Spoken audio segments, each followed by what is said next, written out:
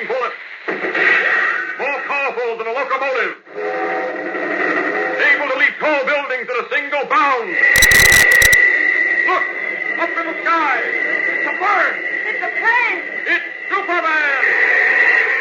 Yes, it's Superman, strange visitor from another world, who came to Earth with powers and abilities far beyond those of mortal men.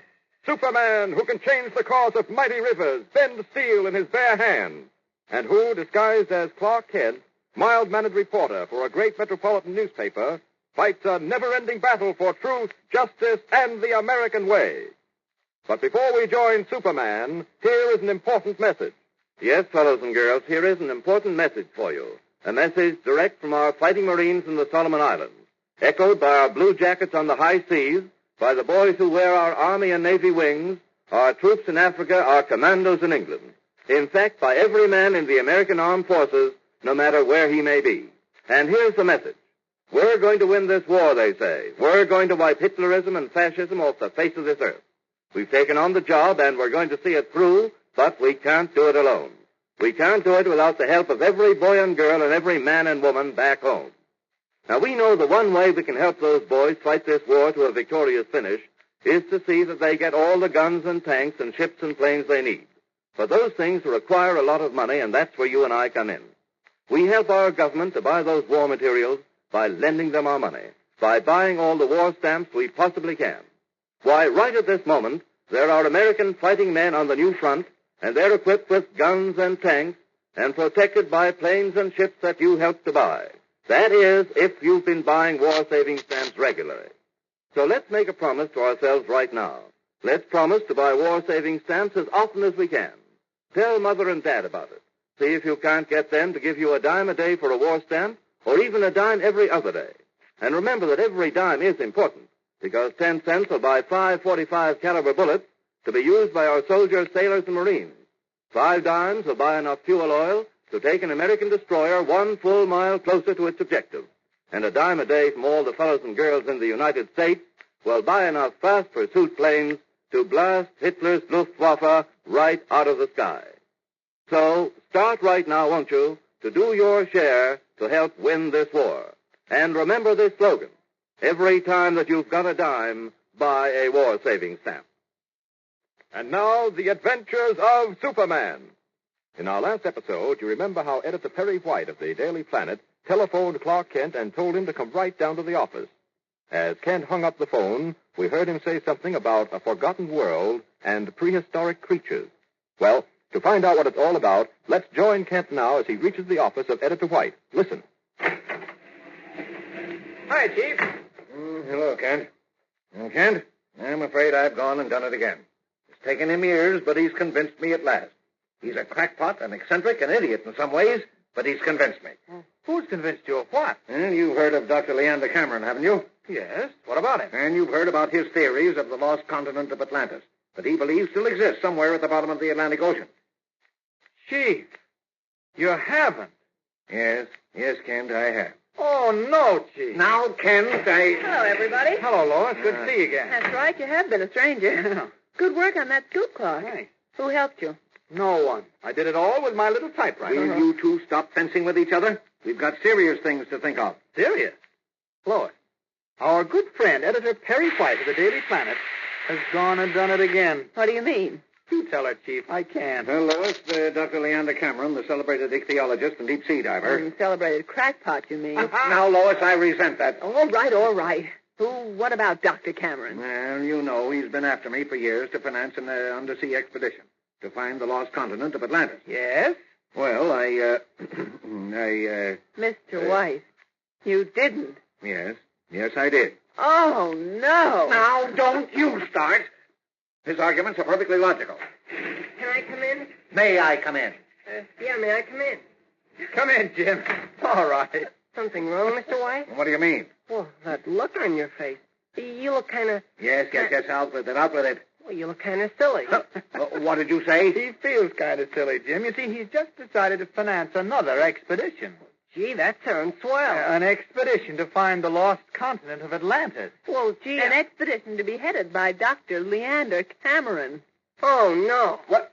Well, What have you got to say about it, you office boy?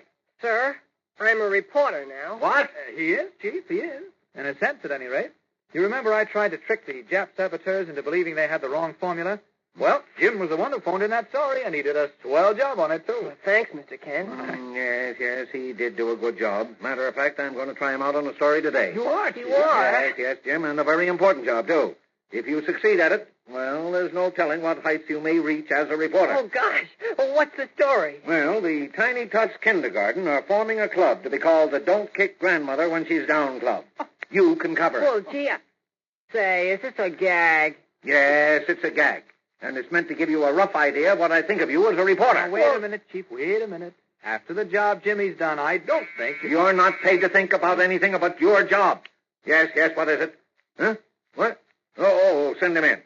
Well, he's here. Who's here? Dr. Cameron. Now, get this straight, all of you. I've promised to finance this expedition of his, and I'm not such a fool as I look. Well... What? Oh, well... You all think it's silly.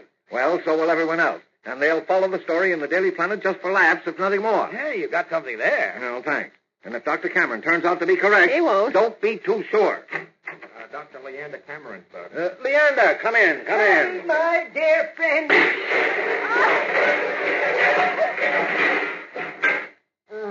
I think I must have fallen. I think you must have collapsed. No, I fell. My butterfly net caught on the knob of the door. Wow. Just look at that pile of junk. Well, Leander, I really don't know why you carry all that paraphernalia with you.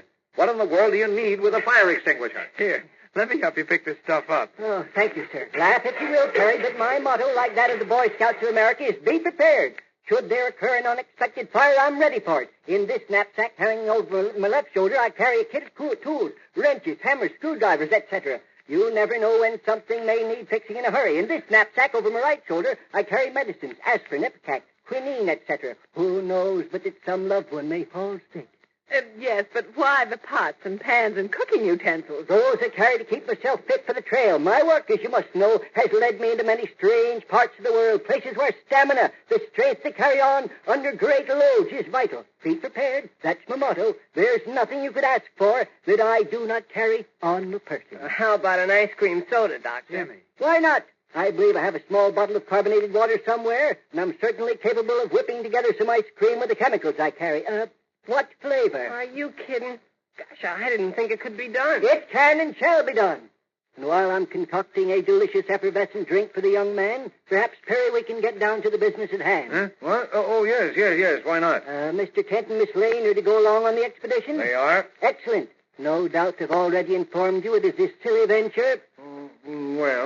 Yes, they have. Well, now, really, Dr. Cameron, the idea of a lost continent existing at the bottom of the Atlantic, a world filled with mammoth fish, sea serpents, and what have you, well, it is just fantastic. To the untutored, unscientific mind such as your own, yes, but not to mine.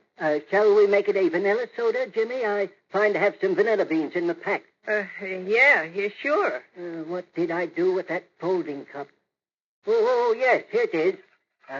Mr. Kent, Miss Lane, what do you know of the lost continent of Atlantis? Very little, Doctor, except that it's a huge continent that once existed but is now at the bottom of the sea. Then let me explain it to you. Atlantis is a so-called legendary island that was situated in the middle of the Atlantic Ocean. Atlantis had been a powerful kingdom 9,000 years before the birth of Solon. It is believed, or was believed, I should say, that due to sudden and catastrophic natural causes, the island one day sank into the sea, disappearing from view for the rest of time, until the present day. Gee, that's interesting. I will not enter into the various scientific undersea explorations that have led me to believe that the continent of Atlantis actually exists, for you would never understand them. But it does.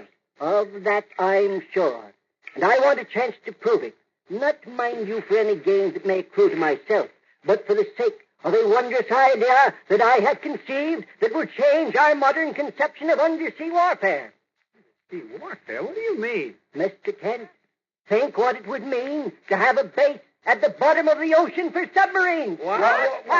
The plan may sound fantastic at first, but I've planned everything very carefully. Hundreds of submarines could be based there, serviced and refueled, and kept in perfect operating condition. Let me see. Oh, yes, vanilla flavoring. Yes. Now, Now then, let me see. Oh, yes. I propose then, with the aid of Perry's money, to find this sunken continent. Yes, all right. Now, just a minute, Doctor. Just a minute. How will you do it? After all, we are at war now, you know. Yes. Yes. The Atlantic is a sort of, shall we say, no man's land. No man. Yes, no man's land. Now, will we be permitted to take an expedition out into it? And suppose we do. This lost continent of Atlantis must lie at such a terrific depth that you'd never be able to reach it. I will answer your questions one at a time. First, it is exactly because we are at war, exactly because the submarine base of which I speak would be so helpful, that we shall have no difficulty in securing permission to take an expedition into the Atlantic. In fact, I've already secured the necessary permission. As to the depth to which this lost continent lies, that too I've taken care of. So let me see. Where is that carbonated water? Oh, there it is. Gosh, looks just like a vanilla ice cream soda. Looks like a vanilla ice cream soda? It is a vanilla soda. I have, of course, used dry ice for freezing the ice cream. Oh, here, my boy. See if it's to your taste. Oh, thanks. Say, it's swell. Well, will wonders never cease? Tell me, Dr. Cameron, how do you expect to overcome the obstacle of depth? How will you manage to get down that deep into the Atlantic? A simple matter. Dr. Leander Cameron's multi-depth submarine and bathysphere will take care of that. Your what? My multi-depth submarine and bathysphere. It's anchored in the harbor now. Would you care to see it? We can get down there in 15 minutes for taxi. Well, what do you say? Shall we go down and see it? Oh, sure, you bet. All right, then I'll get my coat. Well, what about it, Kent? Shall we go with Dr. Cameron on his undersea expedition, huh? What? You have the nerve to go, Clark. I guess I have. Too exciting to miss. Oh. Dr. Cameron may be right, and to think of seeing with my own eyes a continent that existed over 9,000 years ago. Why, it's just wonderful. An undersea expedition. Well, it's thrilling, isn't it? Yeah, it is. It certainly is. And, I'm game to try it. All right. Then I take it, Perry, we can consider the matter closed. Yes, Doctor. Yes, you can. We shall all leave in a day or two in my multi-depth submarine and bathysphere in search of the lost continent of Atlantis. Well, this does sound exciting, doesn't it? Think of going in search of a lost continent that lies at the bottom of the ocean. And think of going on such a trip with such a strange character as Dr. Leander Cameron. Looks like there are plenty of thrills in store for us, so be sure to tune in tomorrow and every day, Monday through Friday, same time, same station. Tune in and follow The Adventures of Superman. Fellas and girls, don't ever get the idea there's nothing you can do to help win this war. Of course, we can't all be members of Uncle Sam's armed forces because some of us are too young or too old. But that doesn't mean we can't get into this fight. No, sir. Because there is one big important thing we can do. We've got to see that our fighters are supplied with all the bullets and guns and tanks and ships and planes they need to wipe Hitlerism and fascism off the face of the earth. How? Simply by buying all the war-saving stamps and bonds we possibly can. Because every time we buy a war-saving stamp or bond, we lend our government money with which to finance our fight. So remember, talk with Mother and Dad tonight about giving you an extra dime every day or every other day for war-saving stamps. Talk about it with all your friends. Get them to make a pledge with you to buy war-saving stamps regularly. Faster than a speeding bullet. More powerful than a locomotive. Able to leap tall buildings at a single bound. Look! Up in the sky! It's a bird! It's a plane! It's Superman!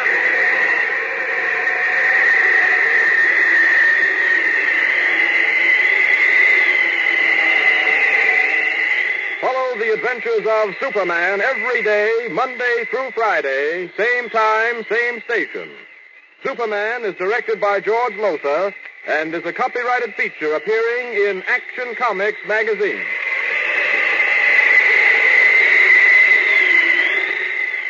This is Mutual. Faster than a speeding bullet. More powerful than a locomotive.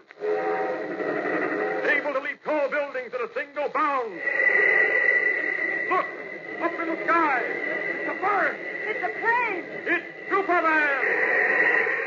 Yes, it's Superman, strange visitor from another world, who came to Earth with powers and abilities far beyond those of mortal men.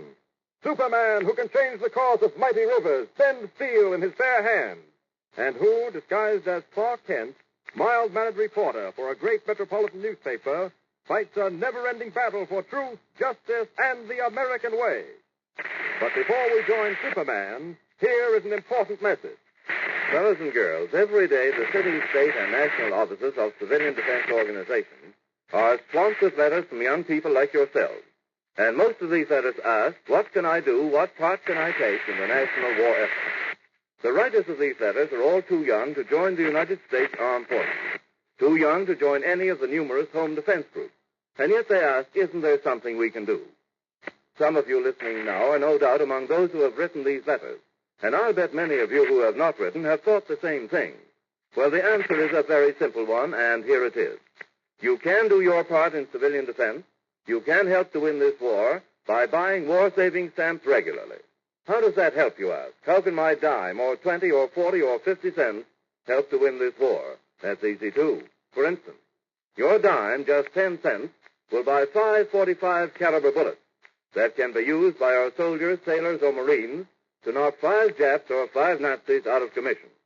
And believe me, it's going to take a lot of those bullets to knock them all out and win the war. Another thing, 50 cents, which represents 5 10-cent or 2 25-cent war-saving stamps, will buy enough fuel oil to bring one of our destroyers a full mile closer to the Jap fleet in the Solomon Islands. And you know what happens when our Navy gets close enough to turn on the heat. And here's one more thing for you to think over. If every fellow and girl in the United States bought at least 5 10-cent war-saving stamps every day, the amount of money they'd lend to the government would buy enough fighter planes and bombers to blast Hitler's Luftwaffe right out of the air. So remember that each and every dime is important. That buying war-saving stamps is a very important way to help win the war. So why not pledge today to buy war-saving stamps regularly? And keep in mind this slogan.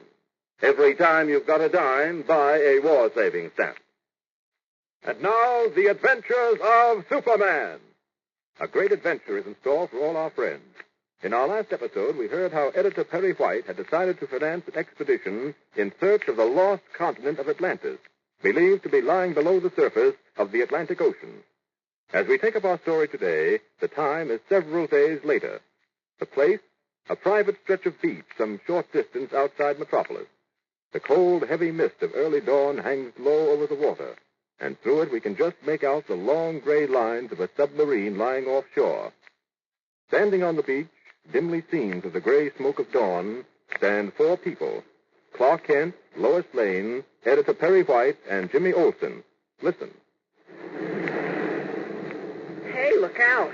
That surf is running pretty high up onto the beach. Yes, I just escaped getting my feet wet that time. Well, let's move up the beach a bit. Tide's coming in fast. Golly, it's cold, too. When are we going aboard the submarine? We're going to be inside that submarine for a long time once we get started.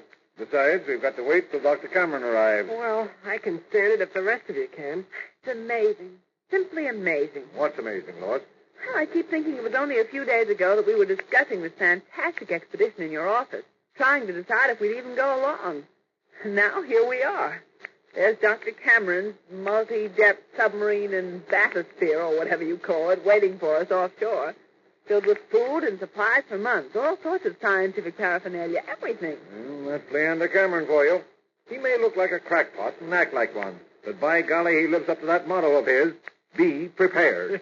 The minute you said we'd go, he told us he'd arranged for everything. Yes. Would have everything aboard in less than 24 hours. All he needed was the money to pay for it. I only hope it's worth the money. Even if we don't find the lost continent of Atlantis... What do you mean, even? You don't really expect to find it, do you? Well, I say even if we don't find it, people will read the stories in the Daily Planet just for laughs. And I don't care why they buy the paper, just so they buy it. Gosh, I wish we hadn't let that taxi go. Why? Well, we could have sat in that till the doctor got here. If you really want to learn to be a reporter, Jim, you'll have to learn to take it. Yeah, I suppose so. Now, understand, young man, we don't want any trouble from you. The only reason your school principal permitted you to come along was because of the expedition's great educational value. Any monkey shines out of you, though... Wait a minute. What's that? Something is coming, judging from the racket. It's Dr. Cameron. I've never heard a man make so much noise in my life. Wait, that's not Leander. It's something approaching on a motorcycle. It doesn't look human. Looks like some strange creature out of a nightmare. Clark, what is it? Well, it must be Dr. Cameron. I can't. Well, it just can't be. I tell you, the thing riding on that motorcycle isn't human. Oh, it's human, all right, only it's wearing a diving outfit. Suit, helmet, the works. What? You mean to say that's Dr. Leander Cameron arriving on a motorcycle in a diving suit? Well, now, how did you expect him to arrive? In a taxi in civilian clothes? Oh, that'd be much too normal and ordinary for Dr. Cameron. Holy mackerel, look. He's weaving all over the beach on that thing. We better get to a safe place before we'll run down. You were right. He's coming straight for us. No, wait. He's veering off. Oh, boy, that was close. Close? Hey. Nothing. Look at me. I'm covered with wet sand from head to foot. Me too. He's swinging around, heading this way. Here he comes again. Look out. Daddy, stop that thing. Stop it. Why, he can't even steer it. Doctor, isn't it? Look out. He's going to fall.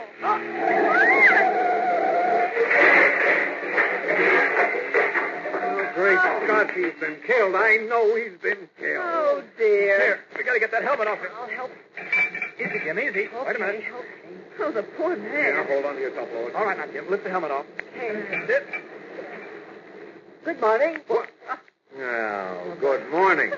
You made it, I see. Oh, yes, always do. Never say die, be prepared. That's my motto. Somebody help me collect my gear and scientific paraphernalia. Leander, now, for the love of Pete, will you tell me why you're wearing a diving suit and helmet? Oh, for convenience sake, convenience sake. Convenience. Yes, you see, just as I was leaving my house to come here, I remembered I had not packed my diving outfit. One can't go on a diving expedition without a diving suit, can one? We shall need it before we're through. Yes, but if you'd only tell I us was why... forced to bring it along, and since I was carrying my usual accoutrements, there was only one way to carry the suit. I wore it. Boy, you've got a reason for everything. Here we've been freezing to death waiting for you. Oh, yes, it is a cold morning, isn't it? Always colder near the water, too. A cup of coffee, anyone? What? Don't tell me you've got a thermos of coffee with you. No, but what is there to prevent our making some? Well, you made an ice cream soda for Jimmy the other day, but now don't tell me you're going to whip together some coffee for us now. With rationing upon us? What is rationing to a scientist? A few chemicals tossed lightly together and presto, coffee, a cream or sugar. There'll be no coffee, Leander, till we go aboard and get started.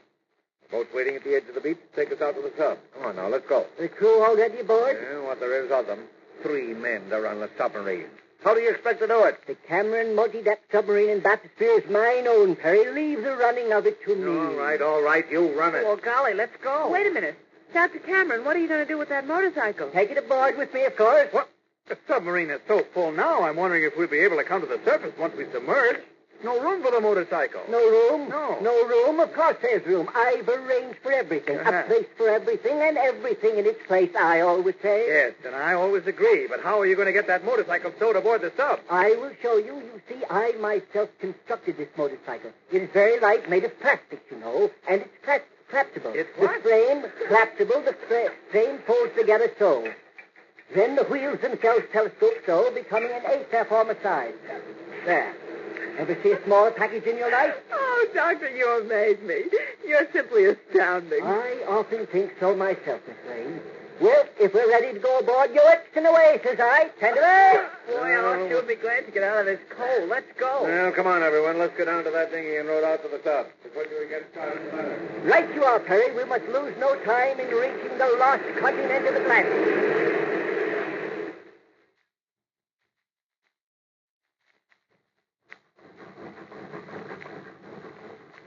Doctor, we've been in this multi-jet submarine of yours for 8 hours, and we haven't submerged yet. We keep running on the surface. Golly, I was all excited about going beneath the surface in a submarine. Rather distressing if you went below the surface without a submarine. Oh, a joke. Oh, Yes. Are you kidding? Jimmy just meant that he's been looking forward to diving in a real submarine, Doctor, and so far the thrill hasn't materialized. Well, why don't we submerge, Leander? It seems to me we're using a good deal of oil for those diesels. We have sufficient for our running schedule. I do not need to say, Perry, that I shouldn't needlessly use oil in these perilous times. Oil is ammunition. However, we must save our batteries and electric motors for underwater use as much as we can. I see what you mean, Doctor. You're referring to the time when we'll be doing a good deal of diving to reach the lost continent of Atlantis. Exactly. Now, it seems to me that... Yes, Nicodemus? Excuse me, folks. Doc. I've already said yes, Nicodemus. However, I will repeat it. Yes, Nicodemus. You needn't be sarcastic about it. I wasn't being sarcastic. I merely said... Sometimes the way you talk, you think I wasn't wanted around here. Nicodemus, you're too sensitive. All I said I was... know what you said. Well, let it pass. Titanium report, the batteries are fully charged. I think we ought to submerge for maybe 4 or 5 hours. Everything in working order? Would I be submerging if it wasn't? All right. Don't fly off the handle. Go ahead and submerge. Thank you. It's very kind of you. He go around with a chip on his shoulder all the time? Oh, wonderful man, Nicodemus. Wonderful. Best man possible on a submarine. Just one little trouble with him. He's sensitive. Are we going to submerge? Yes, my boy. Last we're going to have your great thrill. Here you can watch through this porthole over here as we go below the surface. Golly. There's the signal now to stop the diesels and turn on the electric motors. Golly. Look, everybody. The water's coming up over the window. We're submerging. It's exciting, isn't it? Well, I've done it before, but it never fails to thrill me. Now, we won't go far below the surface since there's no need for it. We merely want to change from diesel power to electric, that's all. Well, even so, just going below the surface is thrilling enough. We're under. Look. Everything's green. A sort of light green that's getting darker. Yes, the deeper we go, the darker it'll get, of course. Well, how long can we stay under, Leander? Well, Perry, the ordinary submarine running at from 1 to 1.5 knots can remain below the surface for 30 hours. We can remain below in the Cameron multi-depth submarine in bathysphere for 37 hours. Seems to me the government could be interested in a submarine like this. Oh, they are, Miss Lane. They've already made certain tests. What's that? I don't know. I can't imagine it. Well, it would appear there's trouble afoot, or should I say underwater? Never mind how you say it. Come on. Golly. What could have happened? I don't know, Jim. I don't know. Nicodemus! What has happened? I don't know, Doc. Something's gone wrong with the main ballast tanks. I can't close them. You can't close Wait, them. heavens, man. Doesn't that mean... It means we're going down fast. There ain't a thing I can do about If it. there's something wrong with the motor, surely you can fix them. No, it's not the motor, Smith. Something's jammed inside the main ballast tank, which means we can't control the intake or the outlet of water. Golly. But you've got to do something, man. There's nothing I can do. Nothing nobody can do. Oh, golly. If only Superman were here now. What could he do? Well, he could take us back to the surface. He could... Holy mackerel. No, he couldn't. He'd be inside here with us. And to lift the submarine to the surface, he'd have to be on the outside. Then how could he get out without letting the water in here? Exactly what I've been thinking myself. Helpless, Superman, in his guise of Clark Kent, stands by with his friends while the submarine drops lower and lower through the ocean depths. Seemingly, there is nothing he can do, and yet, well, perhaps we can leave it to Superman to figure a way out.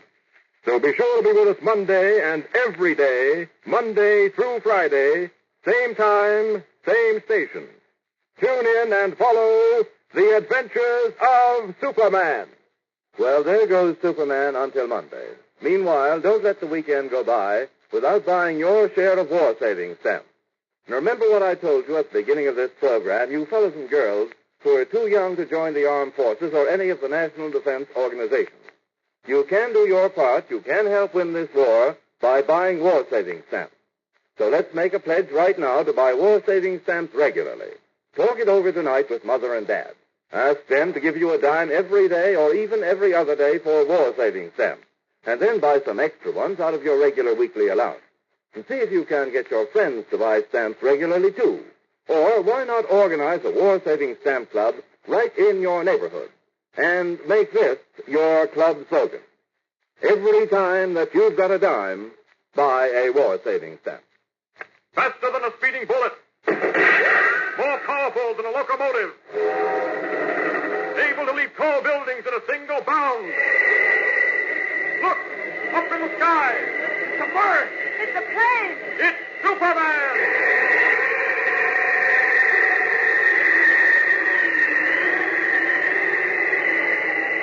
Follow the adventures of Superman every day, Monday through Friday, same time, same station. Superman is directed by George Lois and is a copyrighted feature appearing in Action Comics magazine.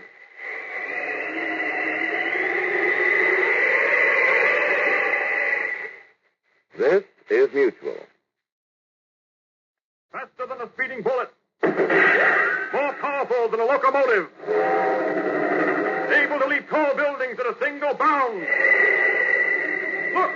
Up in the sky! It's a bird! It's a plane! It's Superman! Yes, it's Superman, strange visitor from another world who came to Earth with powers and abilities far beyond those of mortal men. Superman, who can change the course of mighty rivers, bend the steel in his bare hands, and who, disguised as Clark Kent, mild-mannered reporter for a great metropolitan newspaper, fights a never-ending battle for truth, justice, and the American way. But before we join Superman, here is an important message. Fellas and girls, don't ever get the idea there's nothing you can do to help win this war. Just because you can't join the Army or Navy doesn't mean that you can't be part of this big fight to preserve the American way of life. No, sir, not at all. There is one big important thing you can do, and I'm going to tell you about that right now. You see, aside from the fact that we can't all be soldiers, sailors, or Marines, because we're too young or too old or something, it's necessary for a good many of us to stay right here where we are. As a matter of fact, Uncle Sam says that for every man in the armed forces, there must be 11 people back home to keep them well supplied and to see that everything runs smoothly. It's sort of like a civilian army that cooperates with the armed forces to help win the war. And that's where you come in, you and I, for we're all members of this civilian army. And the best way we can help our boys at the front is to buy war-saving stamps and bonds and buy them regularly. How does that help? Well, let me tell you. It helps our government to finance the war. It helps to buy the guns and the tanks and planes and all the other things the Army, Navy, and Marines need to knock out the Japs and the Nazis. For instance, every time you buy a 10-cent war-saving stamp, your dime will pay for 5 bullets. And every 5 10-cent stamps buys enough fuel oil to carry a destroyer a full mile. So you see how important it is for you to buy a war-saving stamp every time you've got a dime. Now see if you can't get Mother or Dad to give you a dime every day or every other day with which to buy war-saving stamps. Talk about this with all your friends. Ask them to buy war-saving stamps regularly. Ask your mother and your dad and all your neighbors and relatives to sign Minuteman pledges. Do all that you possibly can to build up the sale of war-saving stamps and bonds.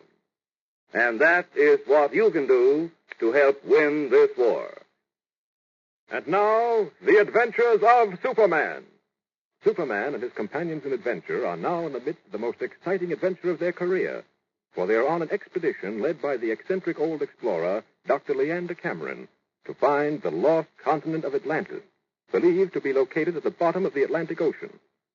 As our last episode came to a close, our friends were in grave danger. Traveling in Dr. Cameron's multi-depth submarine and bathysphere, they had started to submerge when suddenly... but wait. Listen. There's the signal for us to submerge. Listen, you'll hear the diesel motor stop and the electric motor start. We're starting to submerge. Look here through this porthole. We're going down. Golly, just look. By heaven, I've submerged in a submarine I don't know how often, but I always get a kick out of it. Well, this is exciting. Not nervous, are you, Clark? Well, just a little. I try not to be, Lois, but somehow I can't help being just a little afraid. It's your nature, I guess. There's nothing you'll ever be able to do about it. I'm afraid not. Look, the water's starting to rise above the porthole. Everything looks green and getting darker all the time. We're under. We've submerged. Watch carefully, my boy, and you'll begin to see the fishes of the ocean. Fish swimming around in their natural surroundings.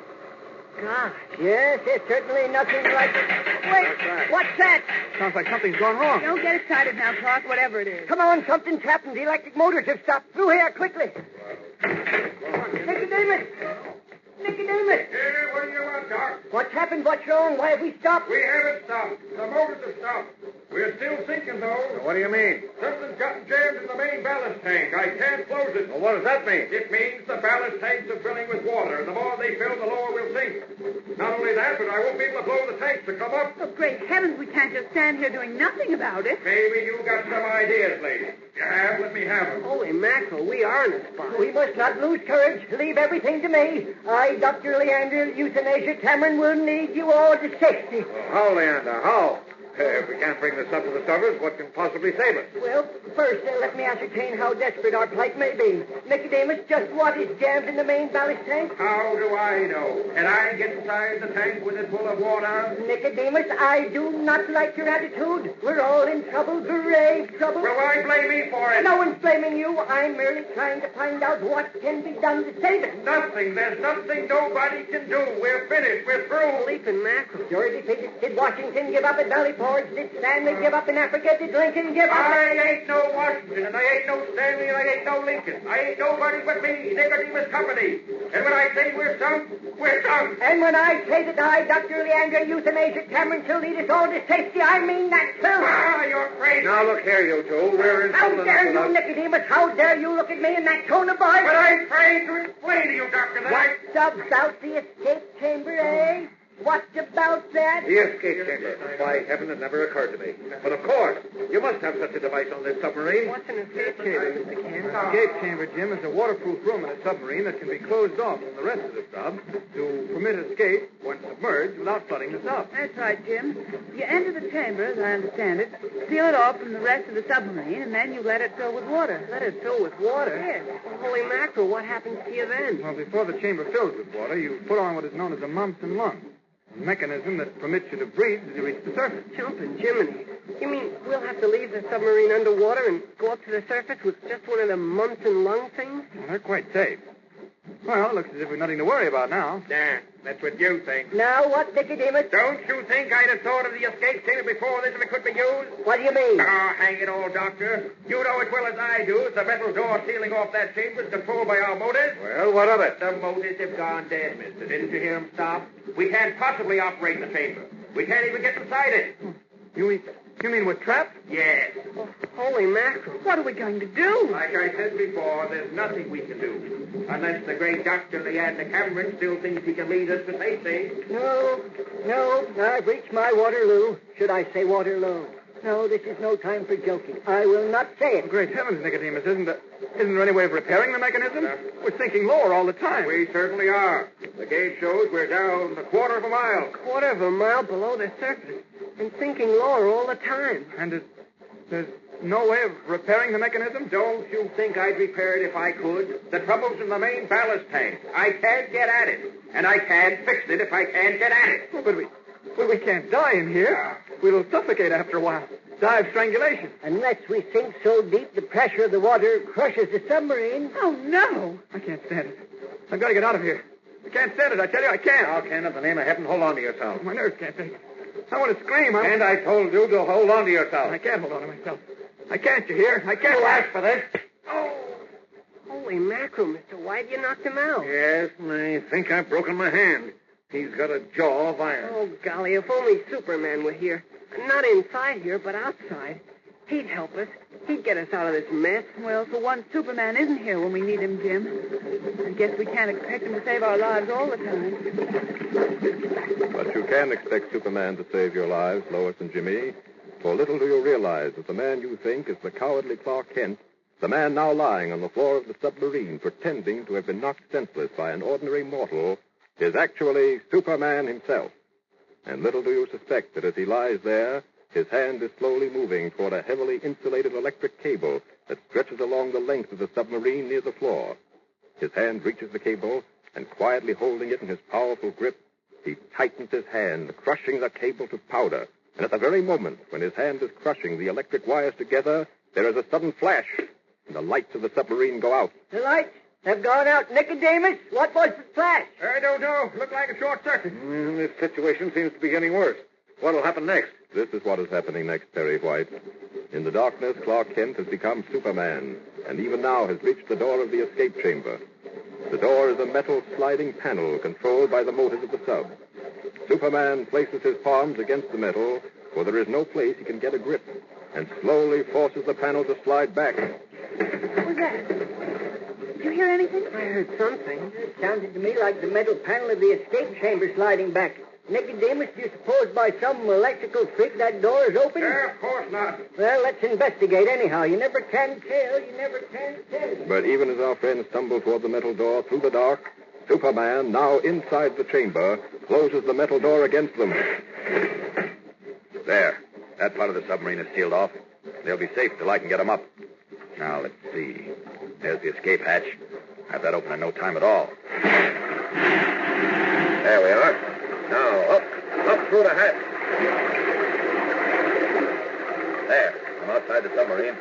Now, she's sinking fast. Well, I'll just grab hold of the conning tower. So, and up to the surface we go.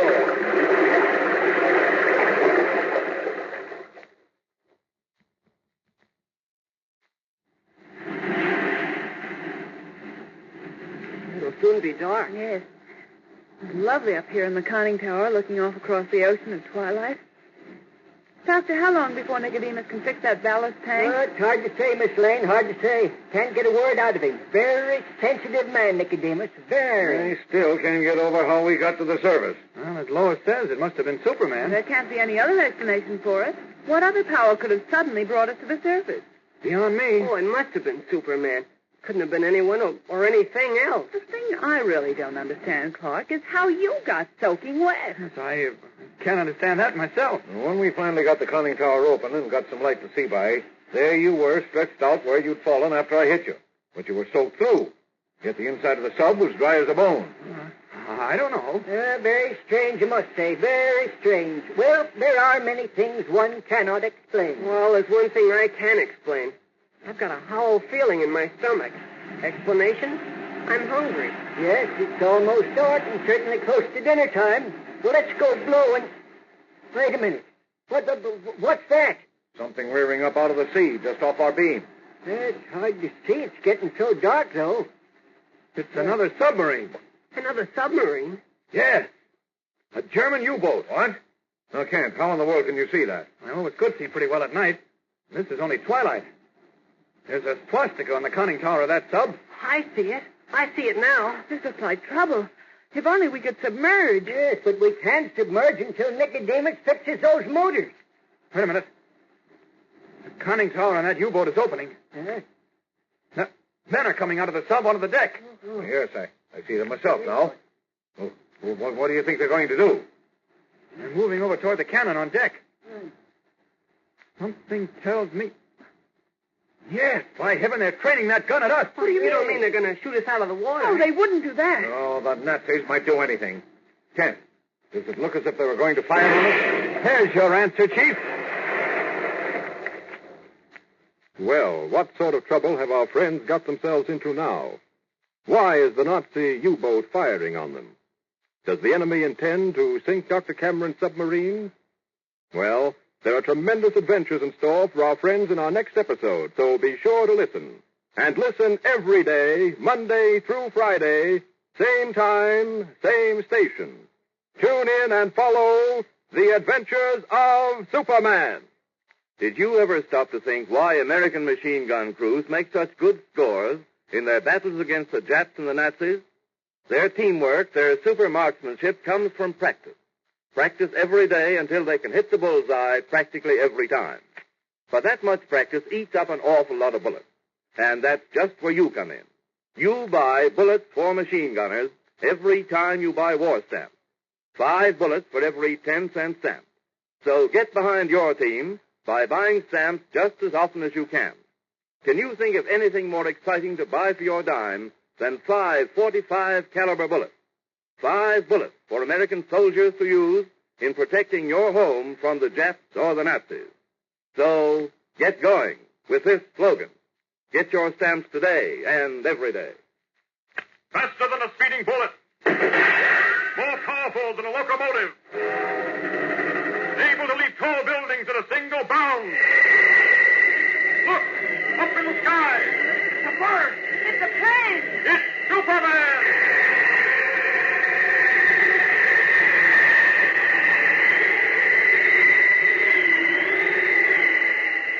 Follow The Adventures of Superman every day, Monday through Friday, same time, same station. Superman is directed by George Lothar and is a copyrighted feature appearing in Action Comics magazine.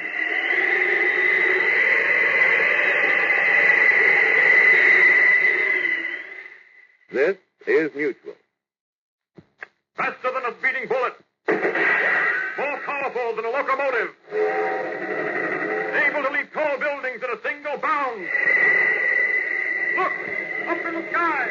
It's a bird. It's a plane. It's Superman. Yes, it's Superman, strange visitor from another world who came to Earth with powers and abilities far beyond those of mortal men. Superman who can change the course of mighty rivers, bend steel in his bare hands, and who, disguised as Clark Kent, mild-mannered reporter for a great metropolitan newspaper, fights a never-ending battle for truth, justice, and the American way. But before we join Superman, here is an important message. Fellows and girls, somewhere in the Solomon Islands, there are a lot of big, tough fighting Marines. And they're carrying guns that you may have helped to buy for them. That is, if you've been buying your share of war-saving stamps for victory. You see, every single dime you exchange for a war-saving stamp helps to buy the guns and bullets, the planes and bombs, the ships and the shells that are going to lick the Nazis and the Japs. Now, we know that all red-blooded Americans can't actually wear Uncle Sam's uniform. Because some of us are too young or too old to join the Army or Navy. But there is one big important way we can help. We can buy war-saving stamps and bonds. We can lend our money to Uncle Sam and put weapons into the hands of American fighting men. Why, do you know that your dime spent for a war stamp is the same dime used to buy 5.45 caliber bullets? I guess you know, too, and the Japs and the Nazis certainly do, what a soldier or sailor or Marine can do with 5 bullets. And speaking of sailors, you might be interested to learn that every time you buy 5 war stamps, that same 50 cents buys enough fuel oil to carry an American destroyer a full mile closer to its objective. Now, that makes buying war stamps pretty exciting, doesn't it? So look, let's make a promise to ourselves right now. Let's promise to buy war-saving stamps every week, regularly. And you can help even more than that. You can get your friends and your mother and father and all the people you know to buy war stamps and bonds regularly. And they'll want to help, too, when you explain to them how important it is for all of us to do our share to help our brothers and our friends in uniform. Our boys are going to win this war, and we've simply got to help them. So remember this slogan. Repeat it often to your family and friends. Every time that you've got a dime, buy a war-saving stamp. And now, the adventures of Superman. Superman, in his disguise of Clark Kent, and all our friends are now on an expedition to find the mysterious lost continent of Atlantis, a legendary land believed to lie at the bottom of the Atlantic Ocean. They are making the hazardous trip in the multi-depth submarine and bathysphere of Dr. Leander Cameron, a strange and eccentric explorer. In our last episode, we heard how Superman saved our friends from death when their crippled submarine submerged out of control. Brought to the surface by Superman, they were standing in the conning tower at twilight, waiting for Dr. Cameron's sub to be repaired, when suddenly Perry White spied something coming up out of the water. Listen. Well, look off there. Something's just come up out of the water. Golly, what can that be? It's another submarine. A German U-boat. Clark, how can you tell it's a German U-boat? It's getting so dark, I can just about see the sub myself. Well, it's good to see well at night. Now, look hard. See there? Yeah? Swastika on the conning tower of that sub. I see it. I see it now. This looks like trouble. If we could only submerge, Leander. Yeah, but you know we can't submerge until Nicodemus fixes those motors. Look. The conning tower on that U-boat is opening. Men are coming out of the sub onto the deck. I see them myself now. Well, what do you think they're going to do? And they're moving over to the cannon on deck. Something tells me that... Yes, by heaven, they're training that gun at us. Golly. You don't mean they're going to shoot us out of the water? Well, there's your answer, Chief. Why the filthy rat? Those were just warning shots. Just in case we had any ideas about trying to escape. Uh-oh, they're going to board us. They are. Golly, what do you think will happen to us now? Hard to say, Jim. But we're in for trouble. That I can tell you. Oh, it never fails. Out of the frying pan into the fire. That reminds me. Didn't you say you were hungry, Jimmy? Are you kidding? I'm afraid we've all lost our appetites, Doctor. Oh, nonsense. We're not going to let a few Nazis ruin our dinner, are we? Perry? Yes, Leander? You take care of those Nazis, will you? Find out what they want and send them about their business. What? While I go below and prepare dinner. You all like anchovies? Oh. Yes, we just love anchovies. Excellent. I shall prepare them. If you have any artificially colored strychnine, prepare that, too. I don't think I have any of that, but I'll look. That man's crazy. Uh-oh. Here come the Nazis. Ahoy! Ahoy yourself! We are coming aboard. Nothing much we can do about that, I suppose. Wouldn't do anything if you could. Look, they're putting off in a small boat. 3 of them. It looks like the commander of the sub and 2 of his aides. Gosh, why didn't we realize something like this might happen? We did, Jim, but we thought if we met up with any of the enemy, we could just submerge and get away from them. And the trouble is, our motors are out of commission. And there's nothing we can do until Nicodemus fixes them. Nothing we can do now even after he fixes it. Look, they're coming alongside. Gosh, that commander looks tough. Lend me a hand here. No, go jump in the nearest ocean. Good for you, Mr. White. Give me a hand. I need to come aboard. You, take me here. Yes, sir. Yes, of course. Clark! They've got guns with them, and we're unarmed. I'm not taking any chances. Really, I always thought you Oh, stop it, Lois. You do not help us aboard. No. This is the multi-depth submarine in Battersea I have heard so much about. And who is this strange-looking monstrosity? Sir, I'm Dr. Leander Euthanasia Cameron, owner of the multi-depth submarine Bathysphere and leader of this expedition. Oh. Then you are just the man I'm looking for. You were looking for me? What for? To tell you this, Herr Doctor. Up to now, your expedition has been sponsored by your own government. Or should I say sponsored by a newspaper with the approval of your government. From now on, however, your expedition will be controlled by the German government. There is a word I rarely use, Commander, because it is a very strong word, and I need it only to express the greatest distaste. I say that word to you now. I say to you, nothing. I do not follow your meaning. However, it is no matter. I am taking command here. You will continue with your expedition. And if you succeed in finding the lost continent of Atlantis, you will do so in the name of the Führer. Not to the Führer. Jimmy! Oh, you young Schweinhund. You insulted our Führer. Perhaps your filthy mouth will be silenced like this. Oh, Jimmy! Despicable loath! Lois! Jimmy, all right? Clark, he's unconscious. He hit his head against that stanchion when he fell, Kent. See. I don't like this. I don't like it at all. What's that? Skull, I'm afraid. Oh, no. Jimmy! Kent, what is it? It's like a fractured skull to me. That is too bad. But he should not have insulted the Führer. Why, you dirty, low-down, filthy Nazi swine. I've a good mind. Yes. I will listen to no more insults from you. Another such word from your mouth and you die. This pistol is no toy. And now you. Me? Yes, you. Think I do not know what you did to me when I came aboard? Look at me. I'm soaking wet. Why? Because you deliberately let me fall into the water. Oh, it was an accident. But no accident. And I will repay you for it, too. Get up onto the deck.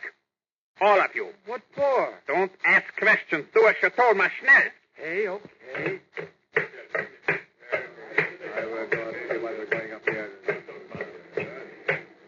Now, look here. I'm sick and tired of this. I refuse to be You ordered. do as you are told, or I will shoot you down like a dog. What about Jimmy? Yes, the boy, Commander. What about him? It is unfortunate, but I cannot waste time in pits.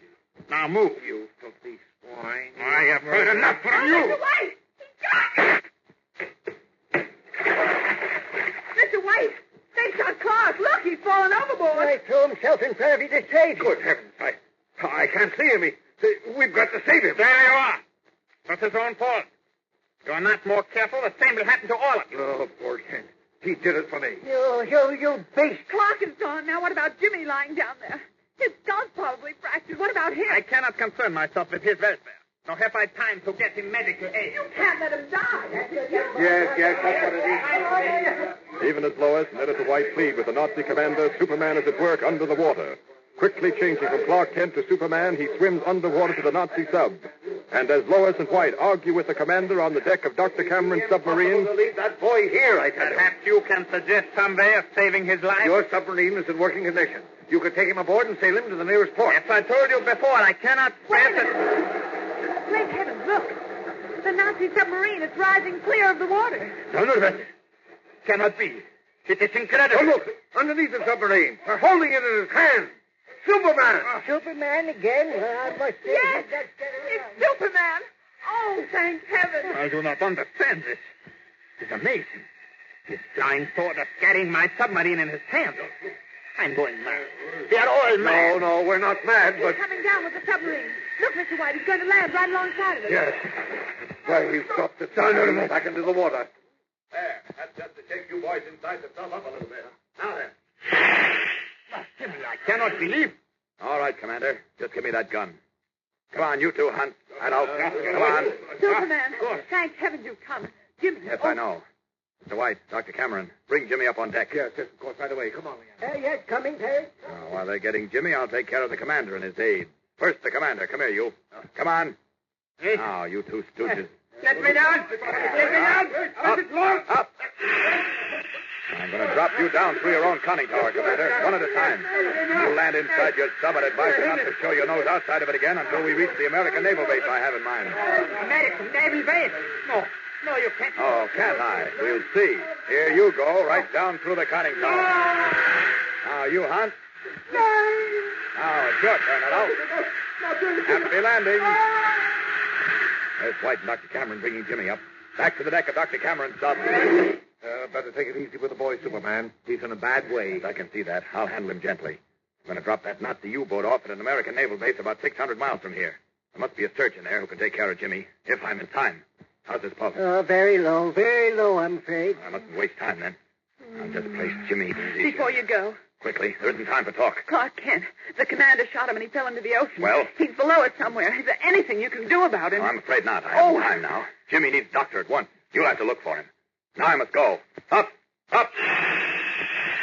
Now down onto the deck of the U-boat. There we are. Now to get a good grip on this conning tower with one hand. There. So. And the U-boat in my grasp, I'll be in time to save Jimmy's life. I must be. I must. Up, and away! With the quickly ebbing life of Jimmy Olsen, well, we'll know in tomorrow's episode. And what about our friends on Dr. Cameron's submarine? What further adventures will befall them? Well, there'll be plenty, we can tell you that. So be sure to tune in tomorrow and every day, Monday through Friday, same time, same station. Tune in and follow the adventures of Superman. Yes, be sure to tune in again tomorrow for another thrilling Superman episode. And don't forget what else you're going to do. You're going to buy war stamps as often as you can get Mother or Dad to give you a dime. Now, you know when you see that big capital S on a three-cornered shield, you recognize it as the emblem of Superman, and you know at once what it stands for.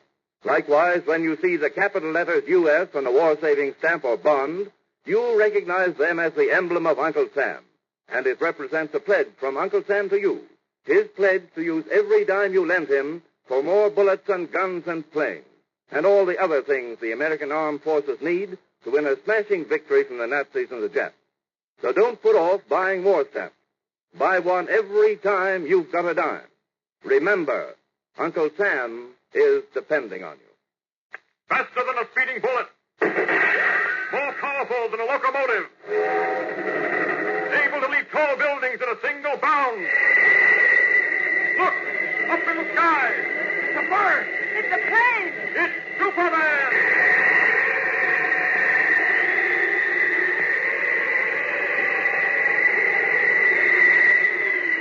Follow the adventures of Superman every day, Monday through Friday, same time, same station. Superman is directed by George Lothar and is a copyrighted feature appearing in Action Comics magazine.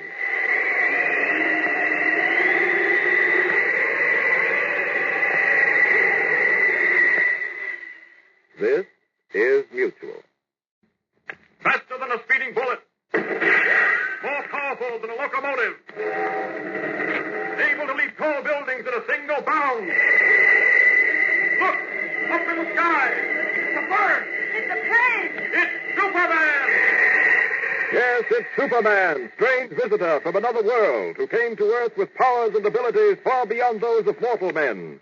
Superman who can change the course of mighty rivers, bend steel in his bare hands, and who, disguised as Clark Kent, mild-mannered reporter for a great metropolitan newspaper, fights a never-ending battle for truth, justice, and the American way. But before we join Superman, here is an important message. Fellows and girls, have you ever seen a squadron of American bombers roaring through the air in formation? Have you seen newsreel pictures of Uncle Sam's destroyers cutting through the seas on patrol in search of enemy subs and surface raiders? I'm sure you have. And I bet you were thrilled. You probably felt terribly proud, too. Well, if you've been buying war-saving stamps regularly, you have a right to be proud. Not only because those planes and those ships represent the fighting spirit of America, but because you helped to build them. Yes, sir. Every time you bought a war-saving stamp, your money helped buy the labor and materials that are used to make planes and ships and equipment to knock out the Nazis and the Japs. So, next time you hear some boy or girl on your block say, "Oh, shucks, what difference does it make if I buy one stamp or not? What difference can one dime make?" You tell them that it does make a difference. It makes a big difference. Tell them, for instance, that 5 dimes will buy enough fuel oil to take an American destroyer 1 full mile closer to its objective, or that 1 dime will buy 5 .45 caliber bullets. Tell them that if every boy and girl in the United States bought just one 10-cent war-saving stamp every day, it would add up to enough money to buy a lot of swift pursuit planes, with which our Army and Navy forces could blast the Axis out of the air. And while you're at it, you might remind them that this is one way that all you fellows and girls can help to win this war. Now, after all, everybody can't join Uncle Sam's armed forces, but all of us can buy war-saving stamps. So talk it over with Mother and Dad tonight. Tell them you want to help Uncle Sam win this war by buying war-saving stamps regularly, every single day if possible. And I'm sure they'll be glad to cooperate. And now, the adventures of Superman. Superman and his companions in adventure, Jimmy Olsen, Lois Lane, and editor Perry White of the Daily Planet, are now on an expedition headed by the eccentric Dr. Leander Cameron to find the lost continent of Atlantis, believed to be lying at the bottom of the Atlantic Ocean. In our last episode, we heard how Dr. Cameron's multi-depth submarine in bathysphere was attacked by a Nazi U-boat, and how Jimmy Olsen was critically injured. Superman saved our friends from harm, and carefully holding the injured Jimmy under one arm, grasped the Nazi sub with his free hand and flew with them to a Navy base 600 miles away.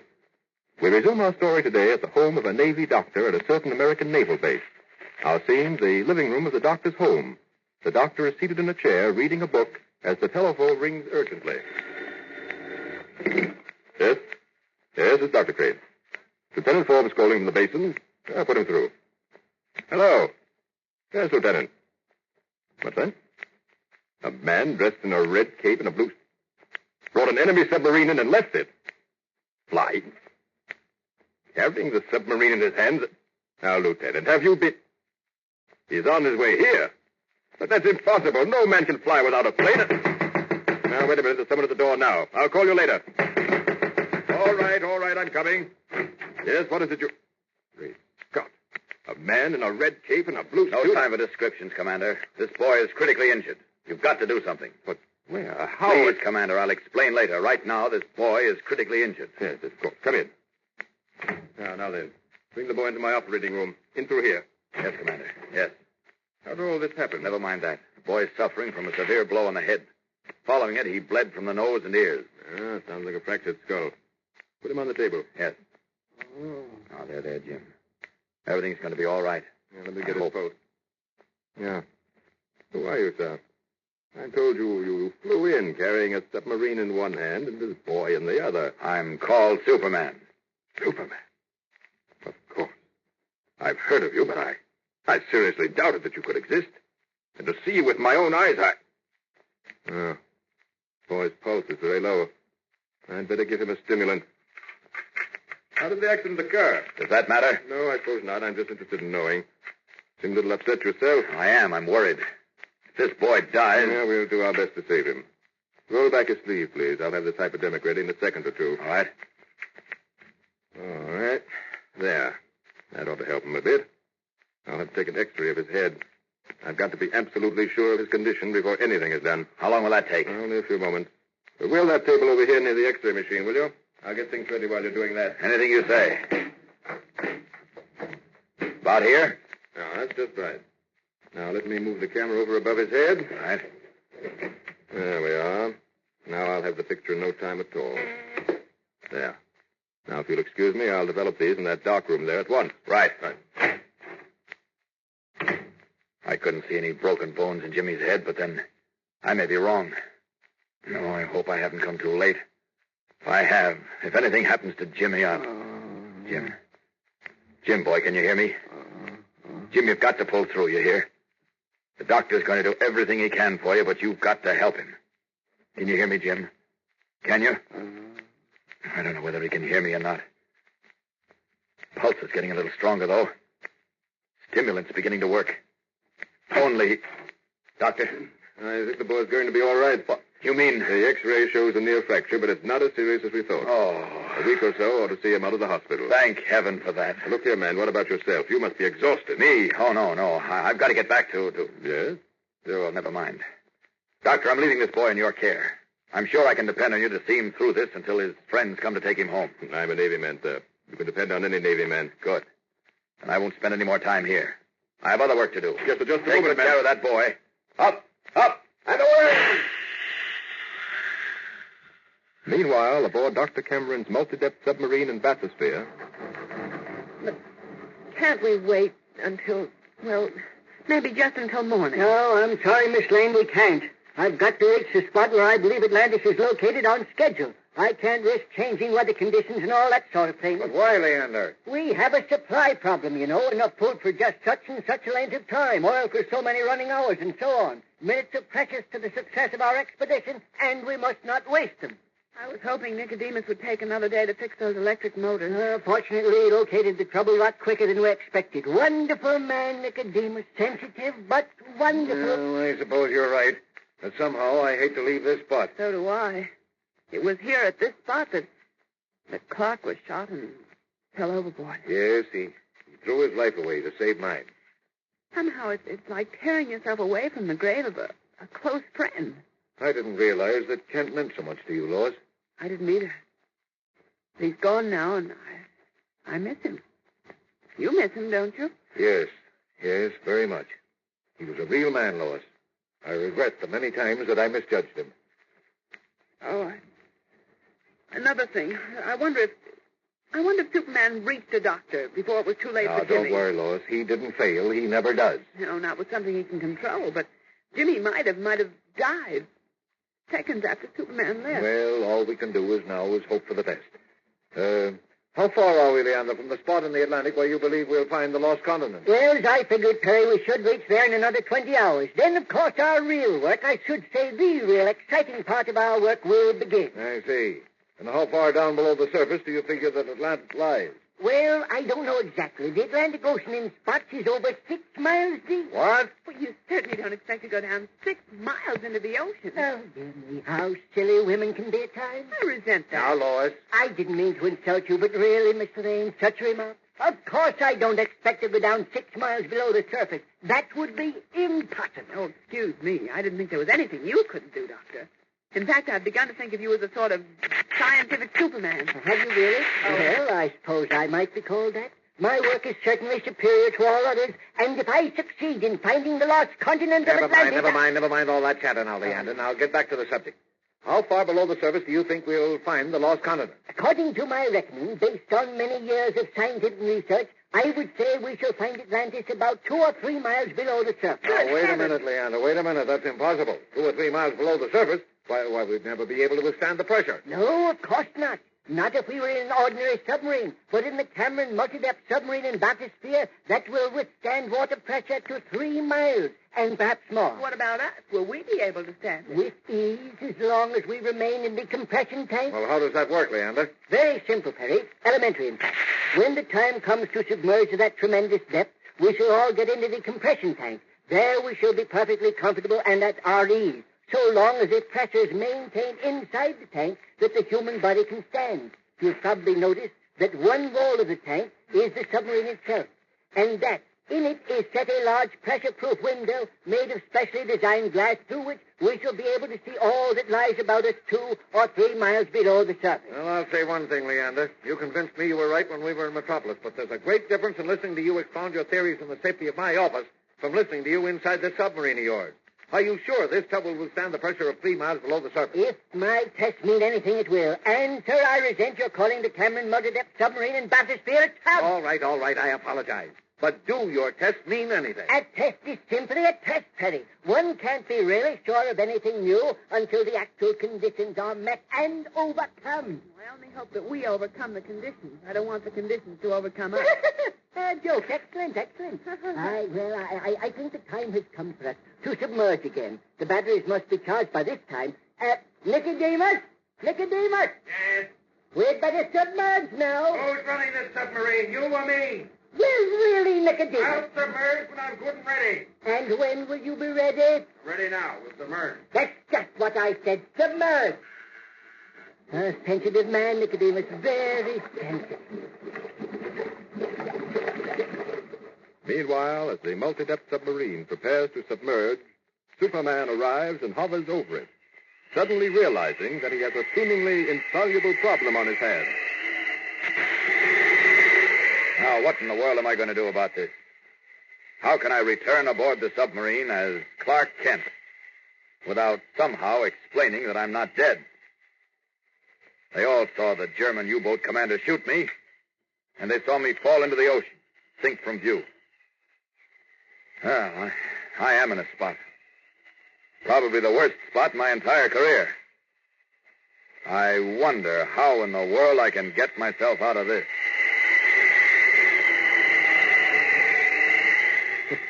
Yes, how is Superman going to get himself out of this one?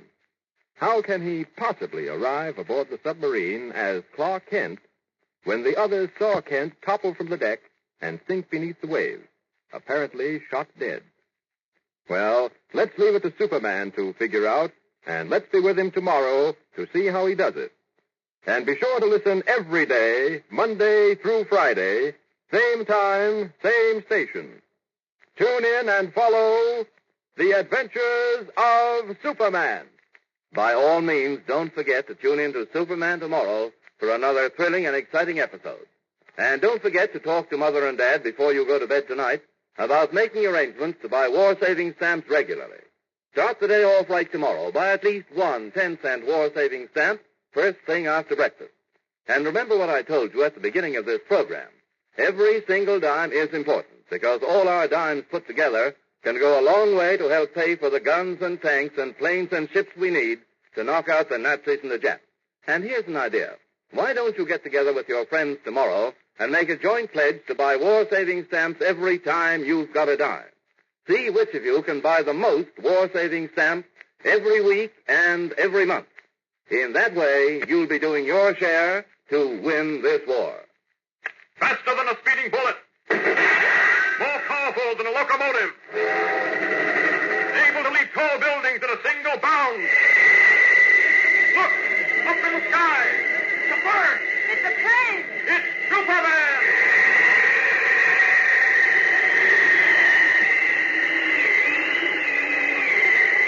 Follow the adventures of Superman every day, Monday through Friday, same time, same station. Superman is directed by George Lothar and is a copyrighted feature appearing in Action Comics magazine.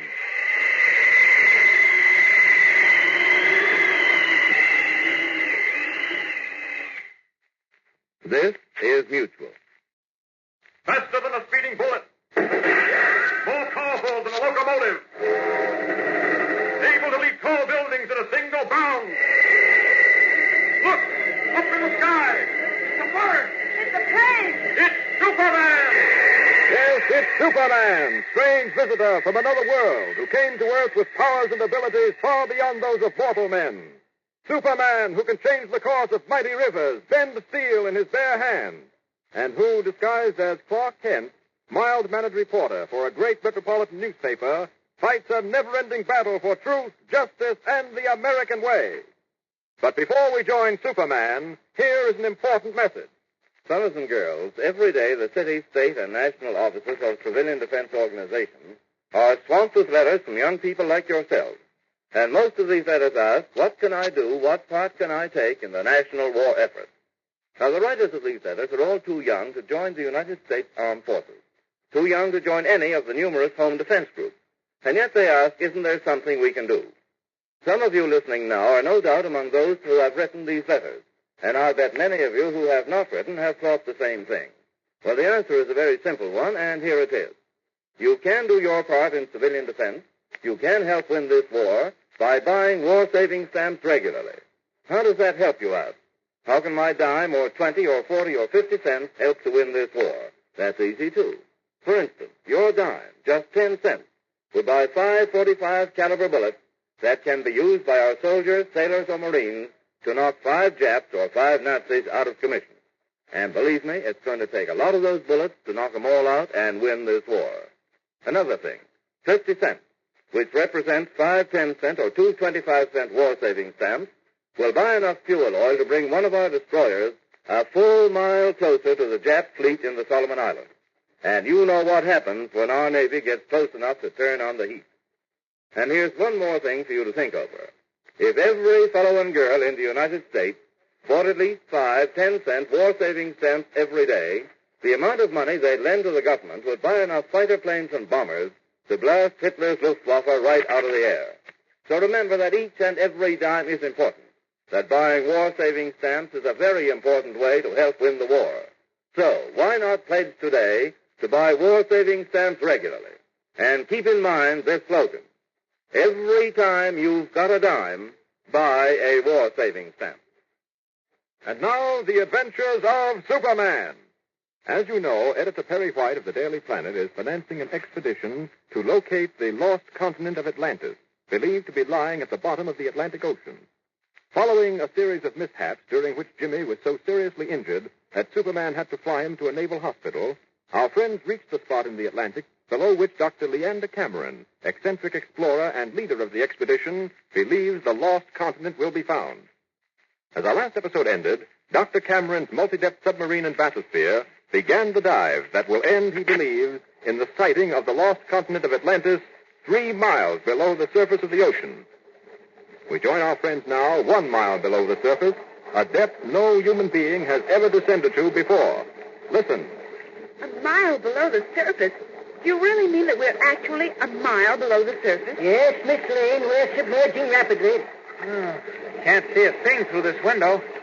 Everything's pitch black. That's right. I thought you said, Leander, that we'd see all sorts of strange things. We will, Perry, we will. I haven't switched on the searchlight yet. Searchlights?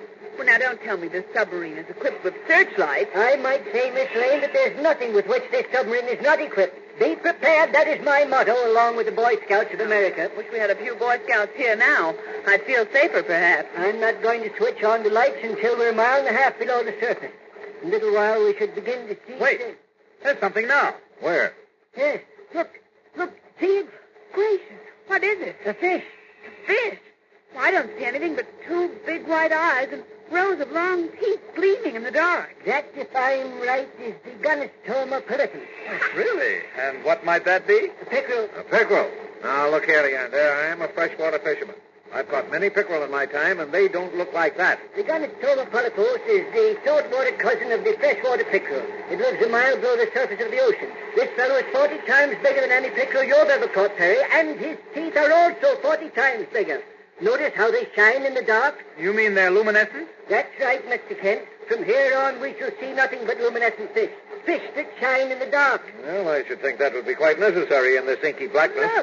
Look, isn't that pretty? Oh, yes, Lois. That's a beauty. My heavens, look at the colors in that fish. Red, green, yellow, blue, and all lit up. Why, it looks like a swimming Christmas tree. Wonderful, isn't it? Let me get to the phone. I want to tell Nicodemus about it. Nicodemus! Yeah? Nicodemus, did you see the Anthropomorphus Nocastalsis? What? You're crazy. What do you mean? That was a Mictophum punctatum. You are out of your mind. That was no Mictophum punctatum. That was definitely an Anthropomorphus Nocastalsis. These zoophictite fins were much too long, and any fool could see the Lamarian scales are much too close together. You're just stubborn. Didn't he agree? He says it was a Mictophum punctatum. Ridiculous, utterly ridiculous. No, Doctor, it really doesn't matter. Well, whatever it was the most beautiful thing I've ever seen. Just like a Christmas tree glowing in a dark room. This is wonderful. I've never experienced anything like it. How far down are we now, Doctor? Well, now, let me see. Yes, 1.5 miles. Time to turn on the searchlight. We don't want to hit a projecting ledge or coral reef. Or an Atlantean mountain peak. Nicodemus, Eh? turn on the searchlights, Nicodemus. Okay. I still say that was an Anthropomorphus Nocastalsis. I suppose you didn't see the anceliodactylometer depending from the Aurelia? You can't even pronounce it. It was a Mictophum punctatum. There's no doubt of it in my mind. No doubt of it in his mind. He hasn't got a mind. Uh-oh, there go the searchlight. Great heavens, look. Oh, Clark, isn't it amazing? Simply amazing. Leander, I really don't care now whether we find Atlantis or not. I've seen everything there is to be seen. I feel the same way, Mr. White. Oh, I knew it would thrill you. It thrills me, too. Remember, I've never seen this before, either. Well, if you've never seen all this before, how can you be sure you're right and Nicodemus is wrong? What do you mean? Well, he says that fish we saw was a Myctophum pictatum. What was that again, Chief? Nicodemus said that fish was a Myctophum pictatum. And Leander here says it was an Anthromolycus australis. Now, why don't you just forget it, Chiefy? Those Latin names are a bit too much for you. Now, look at here, Kent. I want to tell you. What? Well, maybe I'd better. Better have that upper plate fixed. Yeah. Look, what's that? Clark. Great heavens, look. That is a mammoth shark, Miss Lane, a veritable sea monster. A mammoth shark. Looks the size of a whale. It is. You mean to say that there are sharks as big as whales? Of course, they have to be that big to withstand the pressure of a mile and a half below the surface. Oh, which reminds me, how are we withstanding the pressure? Well, we appear to be doing very well. Very well indeed. Ah, yes. Yes, in a short time we ourselves will look upon the ancient and now submerged land of Atlantis. A land where 9,000 years ago men and women lived as we live today. We shall see houses, roads, streets, buildings of all sorts. We shall see... What's that? What? I saw it only for a moment. Caught in the beam of the searchlight. That thing there? It looks like an eel. Certainly, that's all it is, an eel. Pretty big eel. But as you say, Leander, what's the matter? You're turning pale. Give me that phone. Leander, what is it? Nicodemus. Never mind, Doc. I've seen it, too. Surface at once. I'm servicing, Doc. What's the matter, Doctor? Look at that eel. Look at it now. What? Why, it can't be an eel. It looks like a lot of tangled giant eels. It's a devilfish, an octopus, a giant octopus. Yes, by heavens, and it's seen us. A giant octopus. Oh, 40 to 60 times larger than the ordinary octopus. Parrot, we must get away from it. We must. Are we starting toward the surface? Yes. Hadn't we better turn off our searchlight? No, the octopus can see in the dark. We can't escape him that way. Pray to heavens he doesn't come after us, that he really doesn't see us. Beginning to move up toward us from the depth. I'm sure it's moving toward us. Those tentacles. Look at them. They're as big as fire hoses. He's seen us. We're in a bad spot, I'm afraid. A very bad spot. The phone. Nicodemus. Yeah? Nicodemus, what do you think? Well, I think he's going to come for us, Doc. We must do something. Is there anything we can do, Nicodemus? Nothing except trying to keep away from him. Then why don't you? We're not rising very fast. What's the matter with you? You know I can't rise any faster than the compression tanks will take it. You want a case of the bends? Rather a case of the bends, Nicodemus, and no body left with which to have them. That thing will crush us like an eggshell if it gets a hold of it. It's coming up fast. Tell you what I'll do, Doc. I'll level out and try to get away from it that way. Can't do it by trying to reach the surface. No, don't do that. Keep rising. We may be able to reach a depth where the giant octopus can't go. I never thought of that. Keep surfacing, then. We'll see what happens. What did you mean, Doctor, when you said we'd reach a depth where the octopus can't go? Well, you see, Kent, these fish live at great depths because they're accustomed to them. They build up an internal pressure that reacts against the external pressure. In brief, they can only live at tremendous depths. Oh. Once they reach a normal pressure, the internal pressure blows them apart because there's nothing to hold it in. I see. How far do we have to go yet before we reach that point? Just a moment, I'll check the gauge. Oh, it's horrible. Look at that thing swimming up toward us. It's like a huge head with tremendous arms attached to it. It's gruesome. Yes, isn't it? Look at those big suction cups on its arms. We're moving away from the thing, but it's coming on fast. The question is, will it overtake us before we get too high for it to follow? Oh, we just got to wait and see. Oh, if only Superman were here. I doubt if there's anything he could do. Oh, of course you doubt it. If Superman were here, he'd get out through the escape chamber and kill that thing. I've been wondering about that. He could get out through the escape chamber, of course, but how would he get out of this compression chamber? What do you mean, Ken? Well, it seems to me if the door of the compression chamber was open, we'd all die. There's a tremendous pressure outside there. A pressure you wouldn't be able to withstand for more than a second or two. What do you think this compression chamber is for, anyway? You're right. I never thought of that. What the devil are we discussing Superman for, anyway? He's not here, and he can't help us. Yes, I'm afraid you're half right, anyway. The suspense is awful. Look, that horrible octopus is gaining on us. That tremendous head, those long, horrible tentacles. Hold on to yourself, Lois. What's the point of holding on to myself when we haven't a chance? We're going to be crushed by that huge and disgusting thing. Easy, Lois, easy. Nothing's happened yet. We may get away from it. Leander, can't we rise any faster than this? Well, Nicodemus is doing the best he can, Perry. Well, then his best isn't good enough. That thing is going to catch us sure as shooting. Well, the gauge is reading a mile below the surface. We can rise at 3/4 of a mile before the devilfish reaches us. I think we may be safe. What do you mean you think we may be safe? It's impossible, Mr. Kent, to gauge the pressure accurately. I don't know just how much or how little pressure that octopus can stand. Lois, what? Look, against the window. A suction cup. A suction cup from one of those tentacles. Leander, it's reached us. We're caught in its tentacles. Not yet. No, not too quickly. Look for yourself against the glass. It's as big as a platter. Yes, I see it. There's nothing I can do now. Nothing anyone can do unless there's one last chance. Nicodemus. Yes? We rise no faster than this. No, Doc. We're rising just as fast as we can. It's impossible to go any faster. But we've got to go up faster. The octopus has one arm around us already. There are more now. We've got to reach a pressure he can't stand. Wait a minute. What's that? It's the motor. The octopus has wrapped his arms around us. He's pulling us down, and the motors can't pull against him. The gauge. Look at the gauge. We're going down again. We're sinking. I'm afraid there's nothing we can do now. Nothing at all. Is there really nothing that can be done to stop the monster of the deep, the mammoth octopus whose many powerful tentacles are wrapped around the submarine, dragging it and our friends down into the bottommost depths of the Atlantic? Superman, it seems, is helpless, for he cannot leave the compression chamber without killing the others in it. What can Superman do now? How will he resolve this situation? Well, be sure to listen Monday and every day, Monday through Friday, same time, same station. Tune in and follow the adventures of Superman. Well, there goes Superman until Monday. Meanwhile, don't let the weekend go by without buying your share of war-saving stamps. And remember what I told you at the beginning of this program, you fellows and girls who are too young to join the armed forces or any of the national defense organizations. You can do your part. You can help win this war by buying war-saving stamps. So let's make a pledge right now to buy war-saving stamps regularly. Talk it over tonight with Mother and Dad. Ask them to give you a dime every day or even every other day for war-saving stamps. And then buy some extra ones out of your regular weekly allowance. And see if you can't get your friends to buy stamps regularly, too. Or better yet, why not organize a war-saving stamp club right in your neighborhood?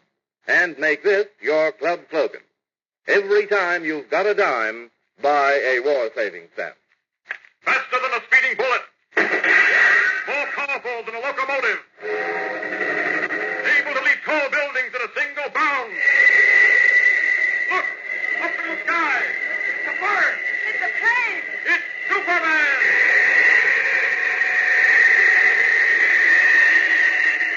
Follow the adventures of Superman every day, Monday through Friday, same time, same station. Superman is directed by George Lothar and is a copyrighted feature appearing in Action Comics magazine.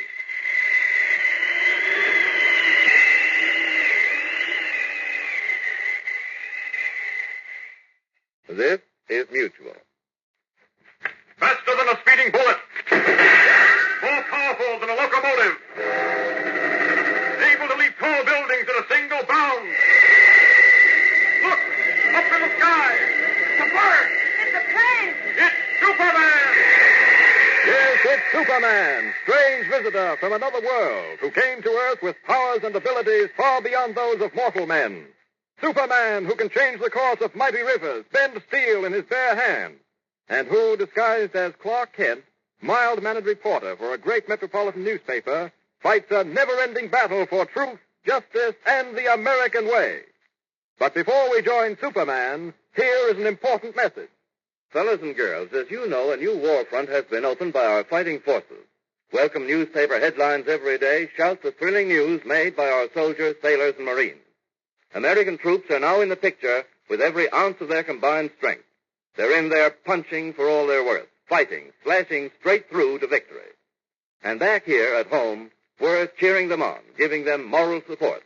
But cheers and congratulations are not enough. We've got to see that the government has the money with which to finance these victories. How? Simply by buying all the war-saving stamps and bonds we possibly can. By doing without things we would ordinarily want to buy so that the money we'd spend may be used for war-saving stamps. And don't ever think that each and every dime isn't important. Remember that 10 cents will buy 5 .45 caliber bullets for our fighting men. 5 dimes will buy enough fuel oil to carry one of our destroyers a full mile in chase of Jap or Nazi South. And just think, if every fella and girl in the United States were to buy a 10-cent war-saving stamp every day, the total amount would soon buy enough bombers and fast fighter planes to blacken the skies over Germany and Japan. And here's another thing we can all do. As you probably know, the Treasury has asked us to put back in circulation all the pennies and nickels we've been saving, because the metals used in making these coins is vital to the war effort. And if the mint were to make more pennies and nickels, it would result in the manufacture of less guns and tanks and planes. So tonight, ask Mother and Dad for permission to break open your penny and nickel bank. Then take all these coins and turn them in for war-saving stamps. So remember this. Every time that you've got a dime, 2 nickels, or 10 pennies, remember that a stamp a day will pave the way to victory. And now, the adventures of Superman. Our friends are now in the midst of one of the most exciting adventures of their career, on a search for the lost continent of Atlantis, an ancient civilization believed to lie at the bottom of the Atlantic Ocean. In our last episode, we heard how they began the descent in Dr. Cameron's multi-depth submarine, which they hoped would end in locating the lost continent. But terrible dangers were in store for them. As they reached the depth of 1.5 miles beneath the surface of the Atlantic, a mammoth octopus, 40 times larger than an ordinary octopus, attacked the submarine. Our friends were helpless, because for once it seemed Superman could do nothing. Listen. Oh, it's horrible. Look at that hideous thing swimming toward us. It's like a huge head with tremendous arms attached to it. Arms as big as fire hoses. Oh, Mr. White, if only Superman were here. What could Superman do? If Superman were here, he'd get out through the escape chamber and kill that horrible and disgusting thing. I've been wondering about that. Superman could get out of the escape chamber, but how would he get out of this compression tank? You're right, Kent. If the door of this compression tank was opened, we'd all die. There's a tremendous pressure outside there. A pressure none of us would be able to withstand. That's exactly right, Perry. If the door of this compression tank was opened, we'd die almost instantly. Lois, up against the window. A suction cup. A suction cup from one of those tentacles. Leander, it's reached us. We're caught in its tentacle. What's that? It's the motors. The octopus is dragging us down into the depths. He's wrapped his arms around us and is pulling us down. The motors can't pull against The it. gauge. Look at the gauge. We're going down again. There's nothing we can do now. Nothing at all. Great heavens, we've got to do something. If we're dragged down beyond the 3-mile point, the submarine will begin to crack up. Crack up is hardly the phrase, Miss Lane. If we go down beyond 3 miles, the reaction on this submarine will be similar to a sledgehammer hitting an egg crate. The pressure will smash us into a pulp. Well, what are we going to do? Yes, Doctor, isn't there anything we can do? Nothing but await our end quietly and with fortitude. No, there must be something. You're a scientist. You ought to have made some preparations for an emergency like this. Please, Mr. Kent, we mustn't lose control. Yes, for heaven's sake, don't. Control? Who can control himself at a time like this? I gotta get out of here.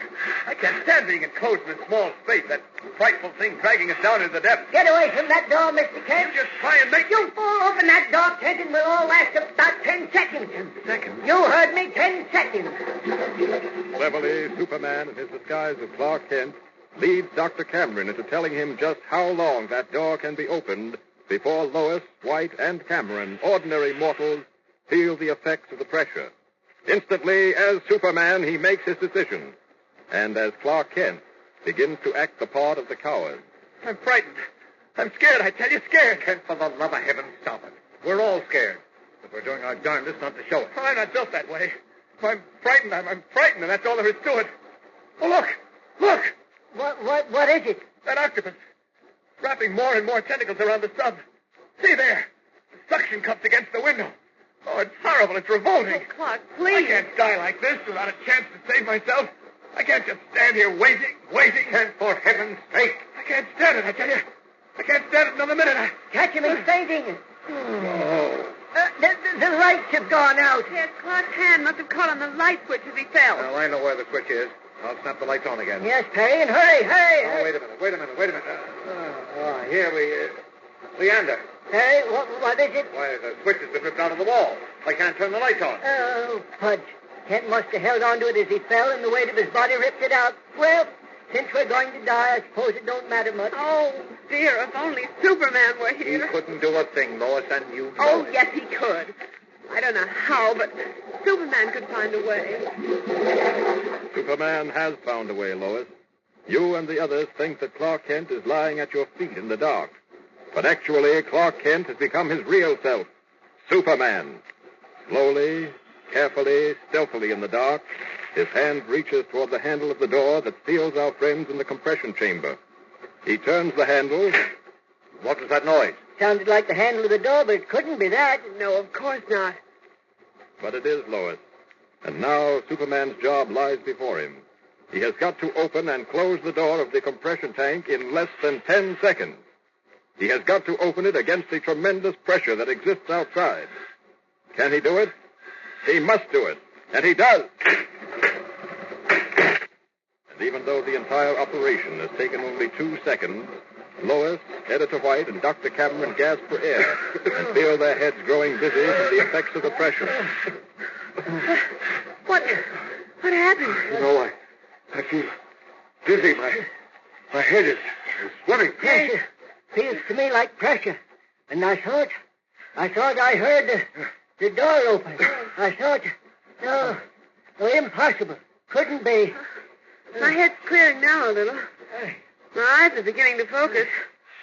Mr. White, are you all right? I think so. I got a pain in my head like a throbbing headache, but otherwise, great heavens. What is it, Mr. White? It's impossible, no. No, it couldn't be. I see what you mean, Perry. My head's beginning to clear, too. The arms of that octopus are sliding along the wind as if something were dragging him away from it. You're right. The suction cups are straining to hold onto the glass, but look, they're sliding off. What was that? What? Didn't you see it, that flash of red and blue out there? Red and blue? No, it can't be. That would be too much to ask. It is, Mr. White, it is. Look through the glass. It's Superman. Superman? Yes, I see. He pulled that monster octopus away from the sub. And now they're both getting ready to do battle. Oh, I can't watch. It's horrible. Well, I'm going to watch it, I can tell you that. There's never been a battle like this in the world before. Oh, you're right, Perry. Absolutely right. Look there. The octopus coiling its many arms, getting ready to attack. Oh, no. Superman is treading water, waiting for it. There it goes for it. If Ken could only see this. Oh, poor Clark. Isn't there something we can do for no, him? Lois, no. He's better off as he is. He'll come around all right. The octopus, it's wrapped every one of those powerful arms around him. It's going to try to crush him. Those tentacles are like fire hoses. What strength there must be in them. Oh, no. No, Superman or not, he can't withstand anything like that. But he is, Perry, he is. Look, oh, great Jupiter, look. He's starting to tie those arms in knots. Why, Heaven, you're right. He's having a tough time doing it. In fact, I'm not sure that he can. He must. Leander, what's that black stuff filling the water? It looks as if somebody poured a huge bottle of black ink into the water. It's a black liquid the octopus throws off the smoke screen, Perry. It's a horrible choking sort of substance. Great heavens. Superman's having a tough enough time as it is. He no longer gets one arm from around him, then the octopus wraps another's around him. Why, this is terrible. The water's getting inkier. It's almost impossible to see, but I believe... Lois! Mr. White! Lois! They're sinking down out of sight, Superman and the octopus, fighting each other and sinking further into the depths. They're not sinking down. The octopus is dragging Superman down, dragging him down into his den. Oh, no. I'm afraid that's what's happening, Perry. It looks as if your friend Superman has met more than his match at last in a monster of the ocean depths. I can't believe it. He was still fighting. I can see that. Fighting courageously. Perhaps he'll win through after all. What was that? Nicodemus calling us by phone from the other compression chamber. Yes, Nicodemus? Trouble. What? We've got trouble. Don't I know it? We've been watching that fight going on out there between Superman and the giant octopus. I don't mean that. We've sprung a leak. With what? According to the gauges there, we've sprung a leak. What is it, Leander? Wait a minute, Perry. Nicodemus, what you say is impossible. The motor-depth submarine in bathysphere will withstand pressure to 3 miles below the surface of the Atlantic Ocean or any ocean. It isn't the pressure alone, Doc. It's that octopus. The crushing power of those tentacles must have weakened one of our plates. Water is pouring into the sub outside these compression chambers, and, well, take a look at your gauge. The gauge? The gauge? Oh, yes, Nicodemus. We can't see the gauge in here. The lights are out. Well, my gauge reading is almost 2 miles below the surface, and we're sinking all the time. Leander, what is it? In the name of heaven, man. Oh, we're in a bad way, Perry, Miss Lane. Doctor, what is... You might as well know the truth. We're finished. The submarine has sprung a leak, and we're descending fast. Sprung a leak? What do you mean? Why, that Well, means... it means a number of things. We may sink below to the 3-mile limit and be crushed like an eggshell by the pressure, or we may never reach that 3-mile limit, and the sub's been weakened, and the pressure may crush us in any moment. What was that? The motor stopped. Oh. Nicodemus. The water's gotten to the batteries, Doc. The motors have gone dead. You know what that means, don't you? No, not exactly. The compressors sending air into these compression tanks work off separate batteries, but they're going to go any minute. Great Jupiter! What is it now? We can't have any more trouble than we've got. Oh, can't we? Nicodemus tells me that the batteries controlling the compressors will be the next to stop working. Well, what are the compressors? The compressors are the machines that shoot compressed air into these tanks. Once they stop working, we'll all die of strangulation in less than 5 minutes. If we're not crushed to death before that happens. Yep. Isn't there anything we can do? Must we just sit here in the dark, just waiting, doing nothing? Oh, if only Superman knew what has happened now. Well, he's got his hands full out there with that octopus. Yes, that's right. Nicodemus. Yes? Gauge reading. Gauge reading. 2 miles, 12 fathoms. Sinking fast. What did he say? We are now 2 miles and 12 fathoms below the surface of the ocean and sinking fast. There's no doubt whatever in my mind that there's nothing we can do now. This is the end. Never before have our friends been in such a dangerous and futile position. There is literally nothing they can do. And what of Superman? Dragged down into the ocean depths by the fearful mammoth octopus, will Superman overcome the monster, or has even he at last met his match? Be sure to be with us tomorrow for one of the most exciting episodes you've ever heard. Listen every day, Monday through Friday, same time, same station. Tune in and follow The Adventures of Superman. Don't forget, fellows and girls, as you read the thrilling stories of American victories on land, at sea, and in the air, just cheering our fighting forces isn't enough. We've got to give them more support. We must show them we're behind them by buying all the war-saving stamps and bonds we possibly can. We've got to sacrifice some of the things we'd like to have so that the money we spend can be loaned to the government through purchases of more and more war-saving stamps and bonds. So let's show the boys on our fighting front that here, back home, we're doing our share to win this war by buying a war-saving stamp every time we've got a dime, and by telling our family and friends that this Christmas we'd rather have war-saving stamps and bonds as Christmas gifts than things we can do without. Keep in mind that a stamp a day will pave the way to victory. Faster than a speeding bullet. More powerful than a locomotive. Able to leap tall buildings in a single bound.